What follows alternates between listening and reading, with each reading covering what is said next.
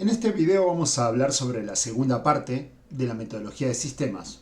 O sea, una vez que tenemos ya elegida cuál es la solución que vamos a llevar adelante, todo el proceso de producción e implementación de esa solución. Recordemos que estamos hablando de la metodología de sistemas de información que se utiliza en la industria de sistemas de información, en la industria del software.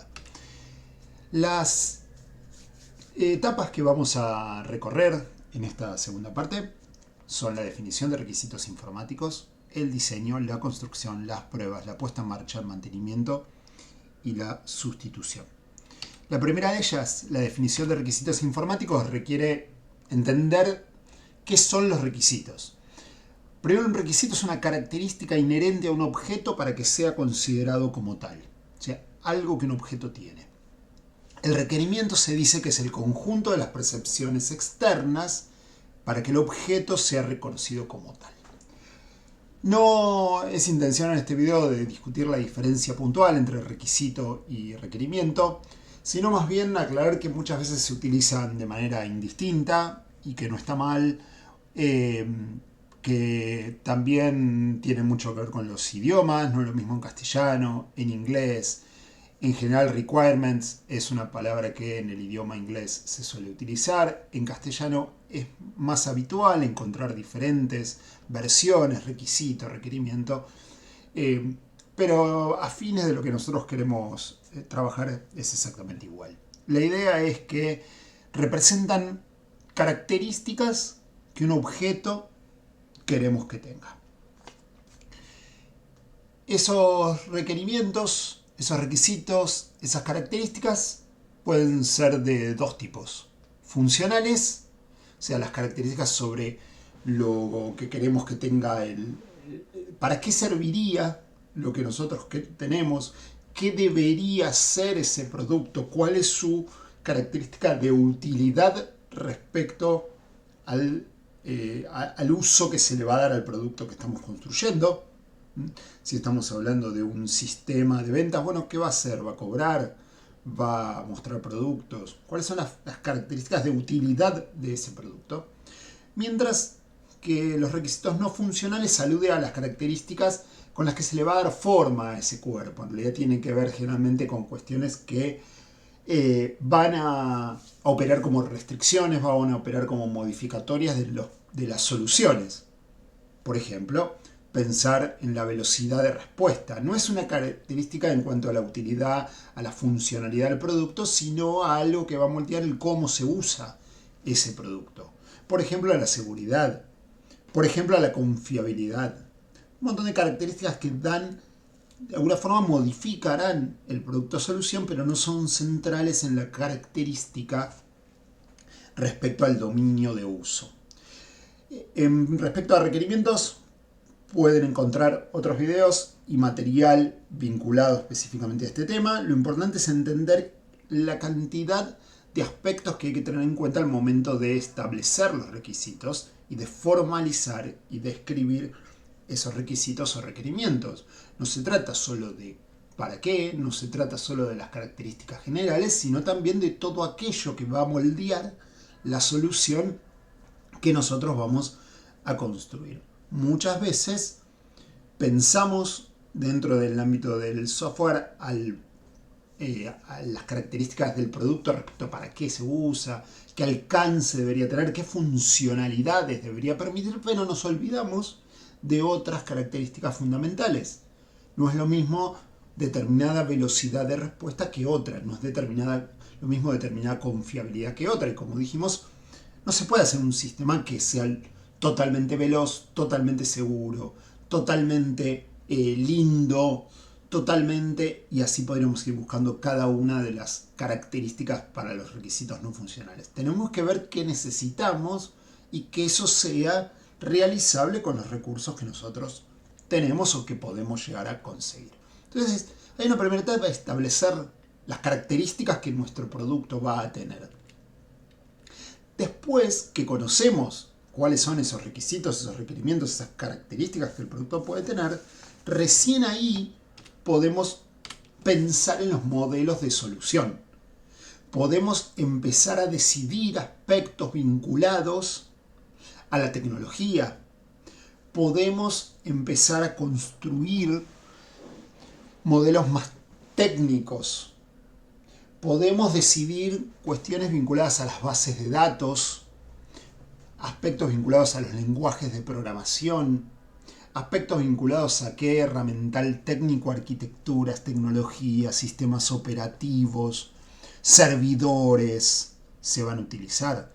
Podemos decidir si vamos a trabajar con aplicaciones móviles, si vamos a trabajar con aplicaciones web, si vamos a trabajar con programas que se instalan, software que se instala en las máquinas de los clientes, si vamos a trabajar con PWA, con qué vamos a trabajar, con qué lenguaje vamos a trabajar, tipos de base de datos, usamos base de datos tradicionales, relacionales o usamos base de datos no SQL. Son todas decisiones del diseño que no tienen nada que ver con la idea de la función que cumple el producto. No son menos importantes y tal vez alguna de las características del diseño sea fundamental, sea crucial. Si nosotros estamos pensando en un sistema de información que deba ser utilizado en la calle, para los camiones, por ejemplo, para medir alguna cuestión en la calle, no podemos pensar que esa aplicación puede ser instalada en una computadora, tiene que ser una aplicación móvil o accesible a través de un dispositivo móvil.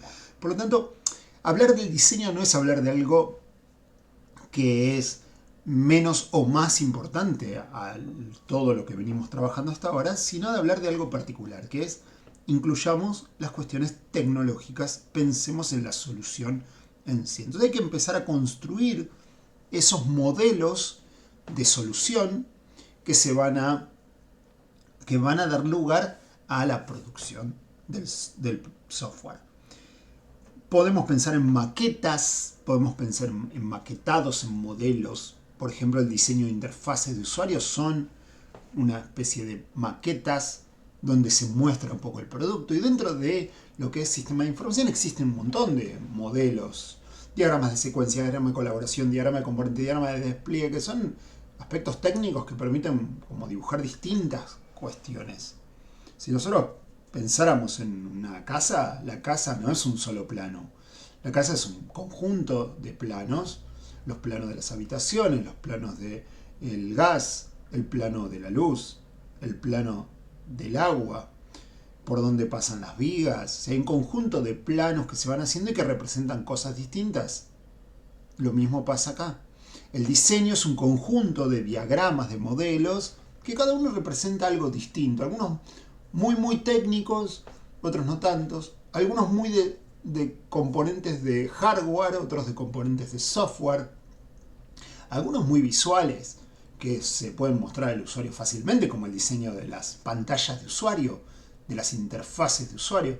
Otros un poco más aburridos y difíciles de comprender para un usuario, como puede ser un diagrama de secuencia o un diagrama de componentes.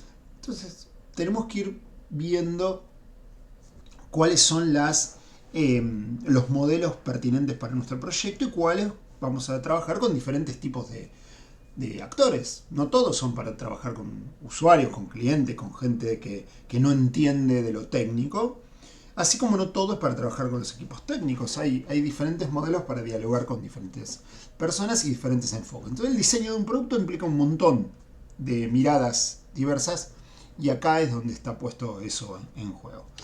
Una vez que se diseña, y la discusión del diseño en otras metodologías un poco más actuales, tal vez sin llegar a la idea de la agilidad, pero algunas metodologías más actuales o diferentes lo van a poner en discusión cuándo, cómo se realiza.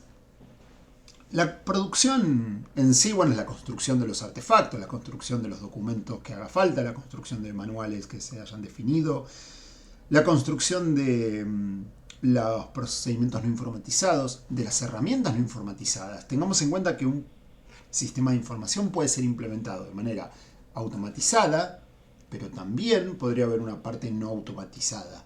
Por ejemplo, un sistema de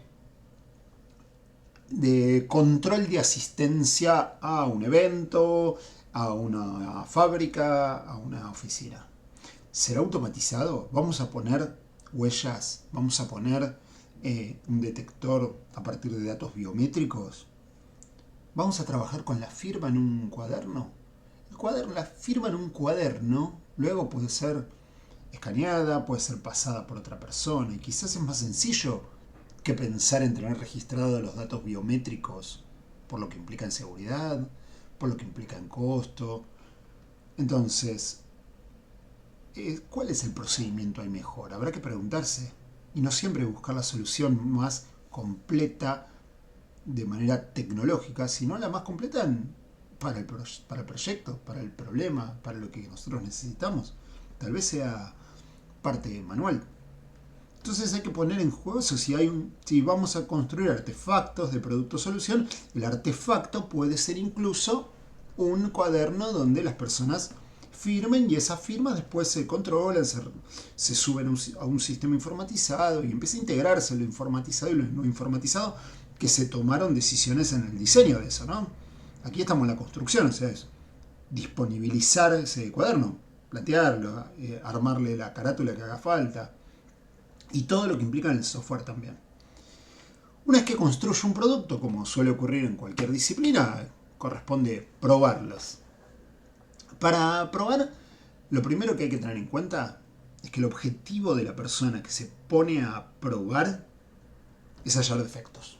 No es verificar que el software se encuentra funcionando correctamente, ¿no? La visión, la mirada del tester, como se denomina la gente que prueba, por su definición en inglés, el tester busca hallar defectos en el producto. Su objetivo es encontrar. Una regla que muchas veces existe en la industria del software es que los productos tienen defectos. Algunos más importantes, otros menos importantes, pero en general van a tener defectos. Y que si no nos dimos cuenta cuando lo produjimos y lo probamos, entonces es simplemente porque no nos dimos cuenta. Y en algún momento tal vez aparezca. O sea, la existencia de un defecto no necesariamente implica que ese defecto se manifiesta. Tal vez no probé justo para que me muestre ese defecto. Entonces, tendría que haber probado mejor. Tendría que haberle dedicado más tiempo. Bueno, hay toda una discusión también respecto en las organizaciones y en las cuestiones más teóricas también de la ingeniería de software. Es cuánto probar, para qué, cuándo, qué casos. ¿Pruebo todo lo que se puede hacer con el software o voy probando las cosas más importantes que los usuarios podrían llegar a hacer? Las cosas en que los usuarios se podrían equivocar. Pongo un mail y me van a completar un mail en un sistema. Es probable que se olviden la arroba, entonces pruebo que pasa eso. Es probable que ocurran otras cosas. ¿Qué casos pruebo? Bueno, la primera cuestión es que la prueba es infinita. Yo podría probar infinitas cosas. Para empezar, porque seguramente hay un campo numérico, los números son infinitos y por lo tanto ya está. Podría probar infinitos números en un campo y ver si falla en algún caso. Existen casos en que con unos números funciona bien y con otros números falla. Entonces, la prueba es infinita. Entonces lo que hay que hacer es un plan. Hay que diseñar, hay que preparar los datos que voy a probar y hay que ejecutar esa prueba. Con toda esa preparación, trato de pensar en probar aquello donde hay más probabilidad de que haya errores, donde el impacto, si lo hubiera, es mayor. Hay una serie de criterios cuando uno diseña lo que se llaman los casos de prueba, los casos que voy a probar y cuando uno prepara los datos para llevar adelante la prueba. Entonces lo importante es reconocer, primero, que hay un plan, que no se trata de una mera prueba, de una intención de probar sin horizonte, no, se trata de un plan ordenado. Y lo segundo es que el objetivo del plan es tratar de encontrar defectos. Después alguien podrá tomar la solución de si esos defectos conviene corregirlos o, bueno, no es un software perfecto, podría vivir con algunos defectos. Esta discusión también de si el software con 0 defectos o podría haber defectos mientras sean aceptables para lo que se necesita, es una discusión que también van a dar las metodologías. También la van a dar porque tradicionalmente, o por lo menos tal vez no tanto en la implementación real, pero en la bibliografía más académica, se hablaba siempre de la búsqueda de los defectos, de un plan que pruebe lo mayor posible, que trate de encontrar defectos, que esos defectos deben ser resueltos, y las metodologías más actuales van a poner bastante en discusión esos aspectos. No porque descrean de la prueba, sino descrean de esa noción casi de cero defecto que traían las primeras ideas vinculadas al testing. Y tal vez lo que hay que buscar es basarse nuevamente en el good enough del que hablé, de un software lo suficientemente bueno, y ahí la discusión es bueno para quién, qué significaría lo suficientemente bueno. Bueno, justamente ahí está el debate en los proyectos, y es lo que da lugar también a que utilicemos diversas metodologías según lo que nosotros querramos. Dentro de lo que son las pruebas existen las pruebas de caja blanca y las pruebas de caja negra. Sin entrar en mucho detalle, las pruebas de caja blanca requieren el mirar lo que se hizo, mirar el producto, revisar la programación y ver si está bien hecho. En general se hace con revisiones formales de código, o sea, espacios donde se revisa línea por línea lo que se programó, no todo, por supuesto, sino se eligen pedazos del código que se supone que podrían estar mal, o que son muy complejos, o que son demasiado relevantes para la funcionalidad, y se trabaja en una revisión detallada. Y existe la idea del peer review, la revisión de pares, el trabajo con alguien que desarrolla y alguien que revisa si ese desarrollo está correcto o si hubiera algún error, por lo menos en alguna de las funcionalidades que nuevamente se consideran fundamentales. La caja negra, en cambio, lejos de mirar el código, lo que hago es mirar los resultados. Nosotros tenemos un producto, ese producto tiene input, ese producto tiene output, tiene entradas, tiene salidas. Un sistema de información es un conjunto de entradas, de datos que se le brindan y de resultados que arroja. Bueno, las pruebas de caja negra ahondan en ese mundo de observar los resultados que obtienen sin importar lo que pasa dentro del código, sino que a partir de los resultados visibles se intentan identificar defectos potenciales dentro de ese código. Finalmente, la puesta en marcha, llama de implementación, donde se desactivan los sistemas previos y se instala el producto nuevo. Siempre hay que tener recuerdo de que es conveniente tener las dos soluciones en paralelo si fuera posible, hasta asegurarnos que la nueva solución funciona correctamente y no va a haber ningún problema. Finalmente, el mantenimiento, una vez que se deja implementado, instalado eso, comenzamos con el mantenimiento. El mantenimiento tiene tres grandes tipos de acciones sobre las que trabajar: correctivas, perfectivas y adaptativas.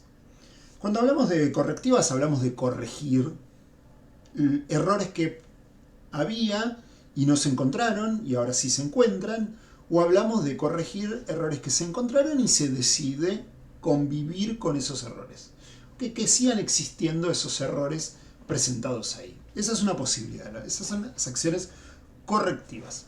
Las perfectivas es mejorar lo que está. Se desarrolló algo y se quiere mejorarlo. Es un proceso de mejora, entrar en un proceso de mejora y perfecciono, mejoro esa solución, ese fragmento de software, lo que fuese. Las acciones adaptativas implican cambios en el contexto, cambios en el lugar donde se implementan, un cambio que implique adaptar, que implique corregir, pero no un defecto, sino modificar lo realizado para adaptarlo a una nueva situación.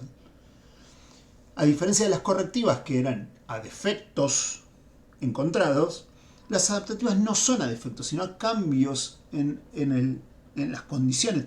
Cambió el sistema operativo, hay que adaptar el sistema porque el sistema operativo no funciona. Cambió una nueva resolución del banco central, entonces un banco se tiene que adaptar a la nueva resolución. Salió una nueva normativa de algo que afecta. Cambió una situación técnica de un proveedor, tengo que adaptarlo. Esas son las acciones adaptativas. Y finalmente, en algún momento el producto se decide cambiarlo por otro, dar cierre a la vida útil del producto y sustituirlo por otro más eficiente. Y allí termina la segunda etapa de la metodología de sistemas. Lo siguiente a preguntarnos es, ¿cuáles son los problemas en los proyectos que podrían de alguna manera discutir esta metodología y decir, bueno, habría que implementar otra metodología que permita resolver estos problemas? Bueno, algunos problemas que se fueron encontrando, estos classic mistakes, son, primero, el software tiene muchos defectos muchas veces. Entonces, se define una metodología, a veces se aplica correctamente, pero sigue habiendo cantidad de defectos. O tal vez la metodología no se aplica tan correctamente, tal vez no es posible aplicarla tan correctamente. Quizás no siempre sea la metodología más apropiada. Segundo, la falta de entendimiento del negocio. A veces falta entender el negocio. ¿Por qué podría ocurrir esta falta de entendimiento del negocio? Tal vez porque hablamos al principio y después ya nos desligamos y creímos relevar toda la información, pero no. Y tal vez también cambia el negocio. Tal vez las ideas que originalmente cuando empezó el proyecto tenían nuestro cliente ya las cambió. Tenemos dos opciones, decirle no, bueno, ya no es factible cambiar y el sistema deja de tener sentido para él, o podemos decirle no, sí, bueno, tiene sentido, cambiamos. Vayamos a hacer un sistema que acepte los cambios, aceptemos los cambios, bienvenidos los cambios, dirán algunas metodologías más actuales. El personal rota, cambia mucho la gente y la producción de software es una disciplina donde el conocimiento y las experiencias de las personas cobran un rol fundamental. Entonces tal vez los mecanismos de trabajo no pueden pensarse tanto como aquellas disciplinas donde hubiera acción más manual, más operativa, donde está más procedimental. En la ingeniería del software se entiende que en general hay bastante toma de decisiones por parte de los desarrolladores, por parte de los diseñadores, que no siempre están explicitadas, que no siempre están escritas, que no es lo mismo que en otras industrias donde los actores operativos que producen son actores más de ejecución plena de ideas que otros han desarrollado. Y finalmente una serie de riesgos o de problemas potenciales que no se gestionan. Y hay algunos problemas, o el origen de los problemas viene de que la ingeniería de software fue provista originalmente por la industria militar. Con lo cual, tal vez se adapta a una idea de la industria militar o de la industria del software militar. La producción de software para la industria militar no es lo mismo que la producción de software para otras industrias, para el consumo masivo, para la industria bancaria, para la industria educativa. Tal vez se requiere otro tipo de metodologías. Y lo otro es considerar que todas las industrias de proyectos son iguales. Esta es la metodología que debe aplicarse. Pero si el proyecto es distinto, si la industria es diferente, si en lugar de hacer un relevamiento fuerte al principio, yo quiero y tener el diseño, la producción y poder ver algo del software muy adelante en el tiempo, lo quiero ver rápido y que me armen maquetas rápidas, porque mi proyecto lo requiere, porque mi industria lo requiere, ¿qué podemos hacer? Bueno, ahí empiezan a aparecer variantes, empiezan a aparecer otros tipos de proyectos, otros tipos de metodologías que se pueden trabajar y que algunas de ellas ya vienen surgiendo desde hace muchísimos años, pero en los últimos años algunas cobraron muchísima más fuerza. Dejamos el análisis de los problemas y las metodologías para tratar de resolver algunos de estos problemas para un siguiente video.